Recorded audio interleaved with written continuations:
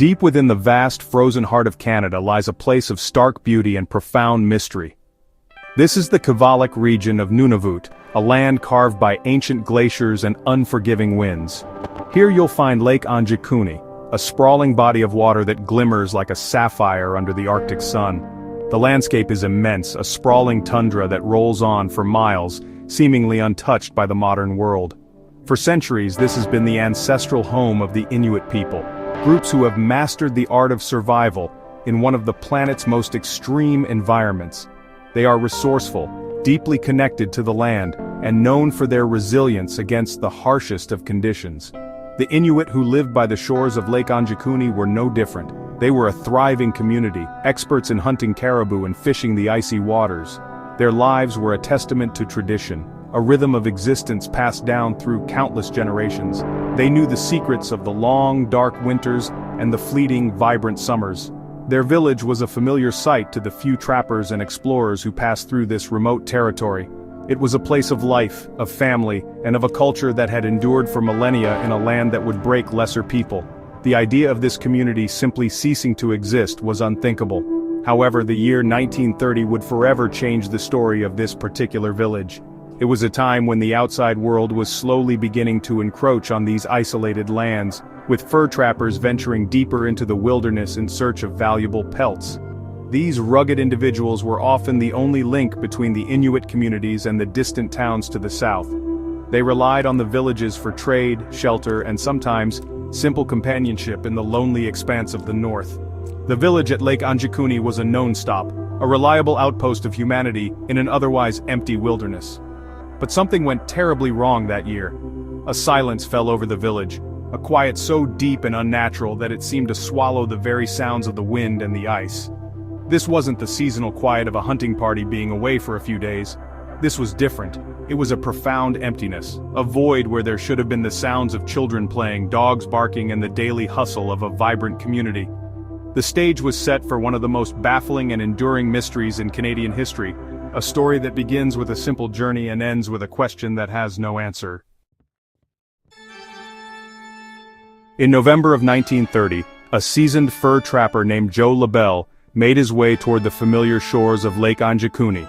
He knew the village well, and looked forward to the warmth and company he would find there. The journey was long and cold, but the promise of a friendly welcome spurred him on. As he approached the settlement, however, a strange feeling began to creep over him. The air was too still. There was no smoke rising from the chimneys of the huts, no welcoming calls from the villagers, and most unnervingly, no barking from the sled dogs that were the lifeblood of any Inuit camp. A deep and unsettling silence hung over the entire area. Labelle cautiously entered the village, his calls echoing unanswered into the frigid air. The scene he discovered was beyond strange, it was terrifyingly surreal. Tents and huts stood exactly as they should, but they were completely empty. He found a pot of stew, now frozen solid, still hanging over a long extinguished fire pit, suggesting the inhabitants had left in the middle of preparing a meal. In one of the dwellings, he found a needle and thread still stuck in a piece of sealskin clothing, as if the person mending it had simply vanished mid-stitch. Everything was left behind, their food, their rifles, and their warm clothing. The most disturbing part of this discovery was the state of the villagers' possessions. Rifles, essential tools for hunting and protection, were found leaning against the walls of the huts. No Inuit person, no matter how rushed, would ever abandon their rifle in this dangerous wilderness. It was their lifeline. Labelle knew this was a grave sign that something was terribly wrong. This wasn't a planned migration or a hasty evacuation. It was as if the people themselves had been plucked from their daily lives, leaving everything else untouched and in its place. The scene was a snapshot of a moment in time, but with all the people mysteriously erased from the picture, adding to the horror, Labelle made one final, grim discovery. Just outside the village perimeter, he found a team of sled dogs, all of them having starved to death, still tethered to their posts. This was perhaps the most heartbreaking and confusing clue of all. The Inuit share a deep bond with their dogs. They are partners in survival. To find them abandoned and left to die was not just unusual, it was an act that went against every known custom and instinct of the people who lived there.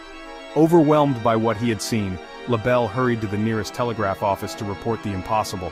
An entire village of men, women, and children had vanished into thin air. Once word of the vanished village reached the authorities, the Royal Canadian Mounted Police launched an investigation. They arrived to find the scene just as Joe Labelle had described it. The eeriness of the abandoned settlement was undeniable. Immediately, the search for a logical explanation began. The most straightforward theory was that the villagers had simply decided to migrate to another location. Perhaps a severe storm was approaching, or the local caribou herds, their primary food source, had moved on unexpectedly. This would explain a sudden departure, but it failed to account for the crucial details left behind at the scene. Why would an entire community leave their food, their warm winter clothing, and most importantly, their precious rifles? These items were essential for survival, and abandoning them would be a death sentence in the unforgiving Arctic winter. Furthermore, if they had migrated, where did they go? No trace of the group, which numbered around 30 people, was ever found. There were no tracks leading away from the village, no messages left behind, and no reports of their arrival at any other settlement or trading post in the region. The idea of a planned move simply didn't fit the bizarre and contradictory evidence that had been discovered. This lack of a rational answer opened the door to more fantastic and unsettling theories. Some people began to whisper about ancient legends and dark spirits of the north. Could the villagers have fallen victim to a malevolent force? Then came the more modern yet equally strange explanations. The story became a classic tale in the world of ufology, with many speculating that the entire village was abducted by extraterrestrial visitors. Proponents of this theory point to the suddenness of the disappearance and the lack of any physical struggle as evidence of a technologically advanced, non-human intervention. It's a wild idea, but in the absence of facts, speculation flourishes. Another theory, perhaps even darker, suggests a mass tragedy that was somehow covered up or misinterpreted. Could a sudden, devastating illness have swept through the camp, causing delirium and leading the villagers to wander off into the wilderness to perish? Or perhaps there was a conflict that ended in a terrible, hidden massacre. Yet, no bodies were ever found, and there were no signs of violence or struggle within the village itself. Each theory, from the mundane to the supernatural, seems to crumble under the weight of the evidence, or the lack thereof. The mystery of Lake Anjikuni is a puzzle where none of the pieces seem to fit together correctly. Decades have passed since Joe Labelle stumbled upon that silent village, yet the story of Lake Angikuni has refused to fade away. It has become a cornerstone of Canadian folklore, a chilling ghost story told around campfires and in the pages of books dedicated to the world's greatest unsolved mysteries. The tale has a power that transcends time, capturing the imagination of each new generation that hears it. Its persistence is fueled by the complete absence of a satisfying explanation. Human beings are natural problem solvers. We crave answers and closure.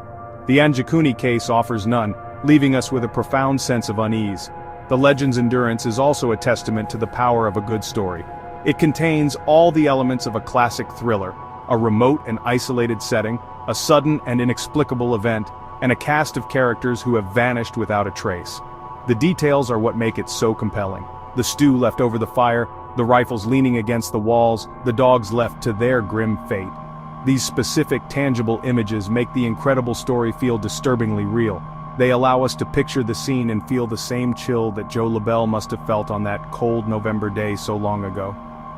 Over the years, some have tried to debunk the story, claiming it was an exaggeration, a piece of campfire fiction that grew with each telling. They suggest that perhaps Joe Labelle embellished his account, or that newspapers sensationalized a much more ordinary event. However, the core of the mystery remains. Official reports from the Royal Canadian Mounted Police confirm the strangeness of the scene, even if they stop short of endorsing the more paranormal theories. The fact remains that a community of people disappeared, and despite extensive searches and investigations, they were never seen or heard from again. The file on Lake Angikuni remains stubbornly open. In the end, the enigma of Lake Angikuni serves as a powerful reminder of how vast and unknown our world can still be. In an age of satellite imagery and global connectivity, it seems impossible for 30 people to simply disappear. Yet it appears they did. The story forces us to confront the limits of our understanding and to acknowledge that there may be forces or events in this universe that we cannot explain. It leaves us with a haunting question that echoes across the frozen tundra. What could possibly make an entire village walk away from their lives and vanish forever into the cold, white silence?